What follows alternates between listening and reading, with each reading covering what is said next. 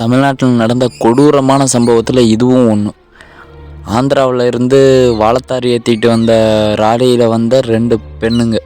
அதாவது அவங்க 2 பேர் அந்த டிரைவருடைய அக்காவும் அக்கா பொண்ணும். அவங்க வண்டியில் வந்துட்டு இருக்கும்போது வண்டியை மறைச்சிருக்காங்க. தமிழ்நாடு எல்லைக்குள்ளே வந்ததுக்கப்புறம் தமிழ்நாடு போலீஸு வண்டியை மறைச்சிருக்காங்க.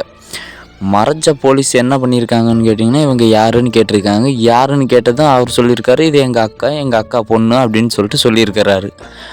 இல்லை நாங்கள் நம்ப மாட்டோம் அப்படின்னு அந்த ஆளை சொல்லிவிட்டு இவங்க வச்சுருந்த 2 டூ வீலரில் ஆளுக்கு ஒரு லேடிஸை ஏற்றிட்டு வண்டியில் கூப்பிட்டு போலீஸ் ஸ்டேஷனுக்கு போகிறோம் அப்படின்னு போயிட்டு இடையில ஆள் நடமாட்டம் இல்லாத இடத்துல வச்சு அம்மாவுடைய கண்ணு முன்னாடி பொண்ணை கற்பழிச்சிருக்கிறானுங்க. எப்பேற்பட்ட பாவிங்கன்னு பார்த்துக்கிடுங்க. இதுக்கெல்லாம் இவனுங்க மாதிரி ஆளுங்களை எல்லாம் நடு ரோட்டில் வச்சு தூக்கு தண்டனை கொடுக்கணும்.